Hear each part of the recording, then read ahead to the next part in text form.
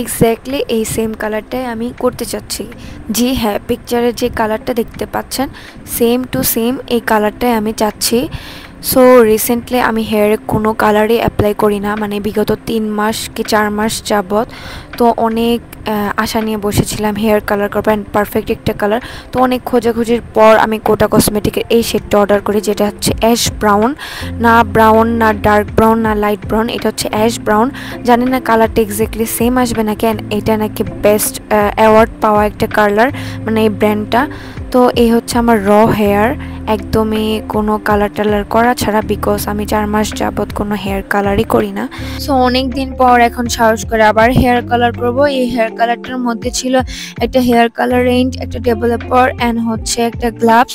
তো এগুলো সব আমি মিক্স করে এক সাইডে রেখে দিব। দেন হচ্ছে আমি চুলটা আগে ভালো মতন আঁচড়ে নিব, আঁচড়ের জটটা ছাড়িয়ে নিব যাতে হেয়ার কালার ইউজ করতে আমার জন্য ইজি হয়। দেন হচ্ছে আমি চুলটা ভালো মতন সেপারেট করে 4 ভাগে ভাগ করে নিব। দেন হচ্ছে ছোট ছোট ক্লিপ দিয়ে লাগিয়ে নিব, এতে করে হেয়ারে কালার ইউজ করতে অনেক সুবিধা হয়। এর আগে আমি এইভাবে কালার ইউজ করছি, যদিও আমি প্রফেশনাল ভাবে ইউজ করি না, মানে অত কিছু খেয়াল করি না, জাস্ট মিক্স করি দেন হেয়ারের মধ্যে অ্যাপ্লাই করে ফেলি। বাট এইবার হচ্ছে আমি অনেক সুন্দরভাবে অ্যাপ্লাই করব, যেহেতু আমি অনেক আশা নিয়ে হেয়ার কালারটা করতেছি। এরপর হচ্ছে হাতের মধ্যে গ্লাভসটা পরে নিব। এর আগে আমি যতগুলো হেয়ার কালার করছি সবগুলোই আছে আমার মন মতন হয় নাই। তো কিছুটা অরেঞ্জি টোন ছিল, রেড টোন ছিল, তো এবার আমি ওইটা চাচ্ছি না। এর জন্য হচ্ছে এই কালারটা আমি চুজ করছি, যেটা হচ্ছে অ্যাশ ব্রাউন।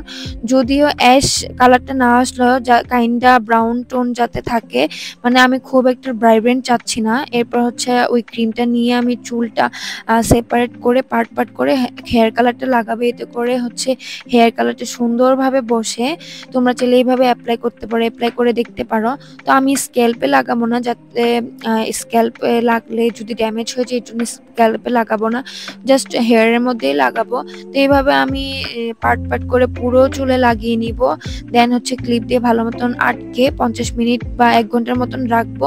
দেন ওয়াশ করে ফেলবো। তো কিরকম কালার হয় এটা ওয়াশের পরে হচ্ছে বুঝতে পারবো। আমি অনেক আশা নিয়ে এই কালারটা করতেছি, জানি না কেমন হয়, আমার এক্সপেকটেশন অনেক বেশি অ্যান্ড আমি বলতে পারতেছি না কেমন হয়। বাট ওয়াশ করার পর যেটা দেখলাম, একদম অ্যাশ একটা টোন আসছে অ্যান্ড হালকা ব্রাউনিশ টোন। আমি যতটুকু জানি হেয়ার 2 দিন পরে আরো সুন্দর কালার আসবে, মানে ওয়াশ করার পর। আমি আজকে নর্মাল ওয়াটার দিয়ে ওয়াশ করছি, যখন আমি শ্যাম্পু করবো অ্যান্ড ডে লাইটে শুট করবো তখন আরো ভালো কালার আসবে। এক্স্যাক্টলি আমার মনের মতন কালার হয়েছে।